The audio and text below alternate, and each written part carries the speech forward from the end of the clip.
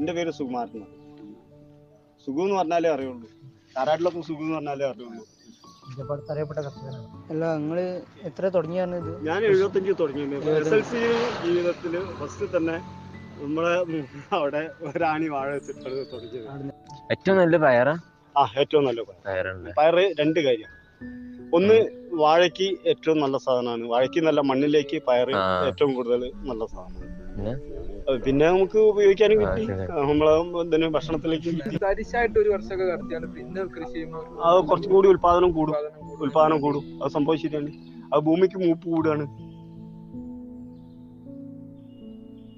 മുഹമ്മദ് നബി പറഞ്ഞ ഏറ്റവും മഹത്വമുള്ള തൊഴില് കൃഷിയാണ്. കൃഷിയാണല്ലോ, അതിന് യാതൊരു സംശയമില്ല. കാരണം എന്താ വെച്ചാൽ അതുണ്ടെങ്കിൽ ഇപ്പം മുമ്പ് കാലത്ത് പറയണ്ടേ, ഞാൻ കോഴിക്കോട് നിന്ന് ഇതാക്കുമ്പോൾ പറയും, നമ്മളൊക്കെ നാട്ടിലൊരു വീട്ടിലേക്ക് വന്നു കഴിഞ്ഞിട്ട് വെച്ചാൽ അവർക്കൊക്കെ ഒരു വീട്ടിലേക്ക് വന്നു കഴിഞ്ഞിട്ട് വെച്ചാൽ ഉച്ചയ്ക്ക് മീൻ കിട്ടിയില്ലെങ്കിൽ കറി ഉണ്ടാക്കാനൊന്നും ഉണ്ടാവില്ല. അതേസമയം നമ്മളെ നാട്ടിൽ ഇവിടെ ആണെങ്കിൽ എന്തുണ്ട്, ഒന്നുമില്ലെങ്കിൽ ആ കണ്ടത്ത് പോയിട്ട് വെച്ചാൽ ചേമ്പിൻ്റെ എന്തെങ്കിലും പറിച്ചുണ്ടോ അറിയാം, കർമ്മസക്കായ പൊങ്ങൽ പറഞ്ഞ ഈ കർമ്മസക്കായ എടുത്താൽ മതി, അതുണ്ടാവും. അതാണ് അതിൻ്റെ അത്.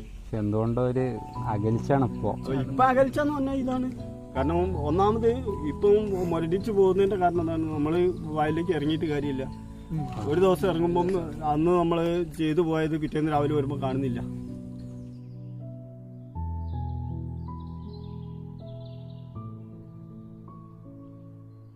ഈ തെങ്ങിന് ഉപ്പുള്ള വെച്ചെടുത്താൽ തെങ്ങിന് ഉപ്പുള്ള നന്നാണ് വെച്ചിട്ട് കൂടുതലൊന്നും പറ്റലുണ്ടാവില്ല. കൂടുതലൊന്നും പറ്റലുണ്ടാവില്ല. മുമ്പ് നമ്മളവിടെ പറ്റാജി തന്നെ ഏറ്റവും കൂടുതൽ അന്ന് ഗോളിയറൻസിലെ വെള്ളം ഉണ്ടായിരുന്നാണ്. അതുകൊണ്ട് ആ തെങ്ങിന്റെ മുകളിൽ ഉണ്ടായിരുന്ന ഉൽപാദനം പിന്നീട് ഉണ്ടായിട്ടില്ല. അത് ഗോളിയറൻസ് പോയതോട് അതിൽ ഗോളിയറൻസിൽ അന്ന് നീറ്റ് കക്കിയും ചാണകവും നല്ലോണം ഉപയോഗിച്ചിരുന്നു. പുഞ്ചപ്പാടം തന്നെ പുഞ്ച കൃഷി ചെയ്ത സ്ഥലമാണ്. പുഞ്ചകൃഷി, മുണ്ടകൻ, അങ്ങനെ രണ്ട് കൃഷിയാണ്. രണ്ടും നെല്ല് തന്നെയാണ്. സർക്കാരിന്റെ ഭാഗത്തുനിന്നുണ്ട്. പക്ഷെ അത് ഉപയോഗിക്കാൻ നമ്മൾ കർഷകർ കൂടി തയ്യാറാവണം. ഇതിപ്പം കാറ്റടിച്ചിട്ട് ഒടിഞ്ഞതല്ല. നമുക്ക് നാളൊരു മഴ പെയ്തിട്ട് ഒരു 4 മണിക്ക് വിട്ടിട്ട് ആ മഴയിൽ നിന്ന് രാവിലെ ഞങ്ങൾ ഇവിടെ വന്ന് നോക്കിയത് ഒന്നായിട്ട് വെള്ളം മൂടിക്കിടക്കുക. അതിനുകൊണ്ട് പോയതാണ്. ഇത് നമുക്ക് കാലികൾക്ക് കൊടുക്കാം, പശുക്കൊക്കെ. ഇത് നല്ല വളമുള്ള സാധനം. പൊട്ടാഷാണ് ഏറ്റവും കൂടുതൽ. ഇല്ലേ, പൊട്ടാഷാണ് അതിൽ ഏറ്റവും കൂടുതൽ. അത് തെങ്ങിന്റെ മൊറ്റ ഇട്ട് കൊടുത്തതിന്റെ വെച്ചാൽ പിറ്റേത്തെ കൊല്ല തെങ്ങിന്റെ മൊറ്റ ഇത്രയും കൂടി കായ്കളുണ്ടാവും. തെങ്ങിന് നല്ല പൊട്ടാഷാണ് ഫുള്ള്, എല്ലാറ്റിനും പറ്റും.